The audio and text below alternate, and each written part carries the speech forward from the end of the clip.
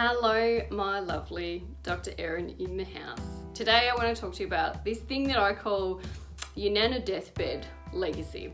It's coming up to that time in January where historically lots of my clients have just gone, as in that initial excitement, motivation, whatever, holiday eating has worn off, and they've set themselves too many unrealistic, unmeasurable, not feel good goals and can't keep it up, right? That's just a thing that happens that so many people do, which is why I don't really do the whole New Year's resolutions thing. A more helpful way of thinking about, bigger picture kind of stuff when you're thinking about like, oh, I'm not achieving, I'm not doing, is to think about like being an old nana on your deathbed.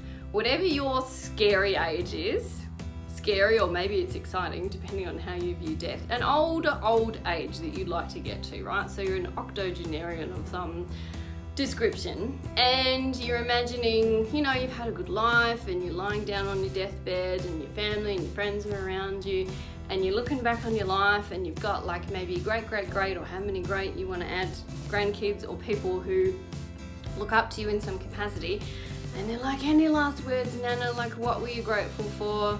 What's your advice? That kind of stuff. That's the moment I want you to go to, the scary moment, the big, not scary, but exciting. Scary and exciting are exactly the same emotion anyway, it's just a different interpretation, something else to think about. But that idea that, all right, is it gonna be, oh, thank fuck I spent all that time cleaning my house. Thank God I spent all that time obsessing about my weight and what was the perfect number. Like, what's the bigger picture legacy that you want to leave?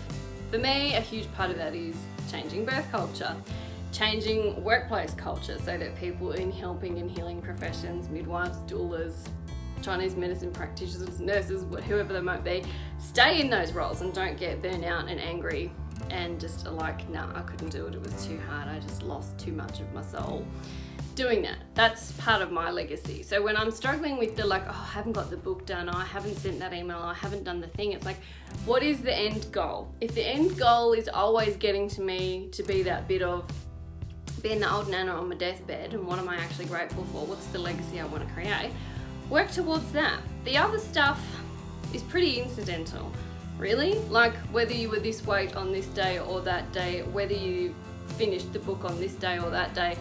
I'm not saying don't have goals and don't work towards them, like the small micro ones, we've all got them, but the work is never done.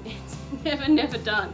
You're never going to be sitting around going, oh, well, my house is totally clean and I'm up to date with all my appointments and I've been a good friend and a wife and a daughter and a mother and all the things. Like, it's just not going to happen, is it?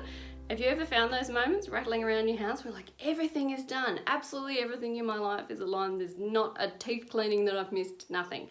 So work towards the bigger legacy. You on your deathbed, and does that person at that age give a shit that the thing you said you were going to do last month is done or not? What's the bigger goal? Any small step that's getting you towards the legacy you want to leave, that is what to focus on. Whether it's January, mid-March, doesn't matter. Forget about the smaller, like, I'll be happy when I achieve this thing. Because you won't. I've said this before and I'll say it a million times. People who get into Harvard are among the most depressed people in the world because that excitement of getting into Harvard and being in the top whatever percent disappears, and then suddenly you're on the bottom and it's just finding a new goal and a new source of happiness. The happiness is not in the stuff, it's not in the success, it's not in the win. It's a small win and it's so fleeting. So work towards the bigger legacy. What's the legacy you want to leave? Think about that if you're struggling with the, I haven't done all the things. And I'm there too, like, haven't done all the things. You should see all the post-it notes on my wall of all the things I haven't done. Focus on the bigger picture. That will be helpful.